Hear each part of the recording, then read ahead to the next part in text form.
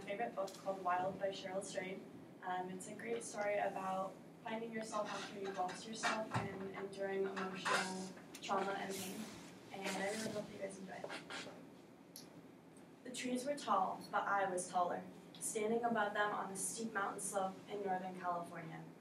Moments before, I'd removed my hiking boots, and the left one had fallen into those trees, first catapulting into the air when my enormous backpack toppled onto it, then skittering across the gravelly trail and flying over the edge.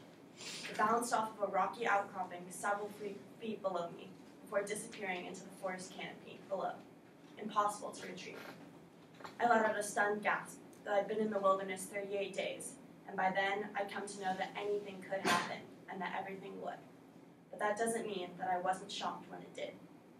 My boot was gone, actually gone. I clutched its mate to my chest like a baby, though of course it was futile. What is one boot without the other? It is nothing. It is useless, an orphan forevermore, and I could take no mercy on it. It was a big lug of thing, of genuine heft, a brown leather boot with red lace and silver metal fasts. I lifted it high and threw it with all my might, and watched it fall into the lush trees and out of my life. It was a world I'd never been to, and yet had known was there all along. One that I'd staggered into in sorrow and confusion and fear and hope. A world I thought would both make me into the woman I knew I could be and turn me back into the girl that I'd once been. A world that measured 2 feet wide and 2,663 miles long. A world called the Pacific Crest Trail. It seemed like years ago now, as I stood barefoot on the mountain in California, in a different lifetime, really, when I made the arguably unreasonable decision to take a long walk alone on the PCT in order to save myself. When I believed that all the things I'd been before prepared me for this journey, but nothing had or could.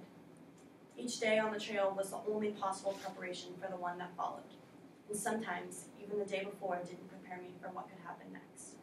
Such as my boots, standing irretrievably off the side of the mountain. I looked down at the trees below me, the tall tops of them waving gently in the hot breeze. They could keep my boots, I thought, gazing across the great green expanse. I'd chosen to rest in this place because of the view. It was late afternoon in mid-July, and I was miles from civilization in every direction, days away from the lonely post office where I'd collect my next resupply box. There was a chance someone would come hiking down the trail, but only rarely did that happen. Usually I went days without seeing another person. It didn't matter whether someone came along anyways. I was in this alone.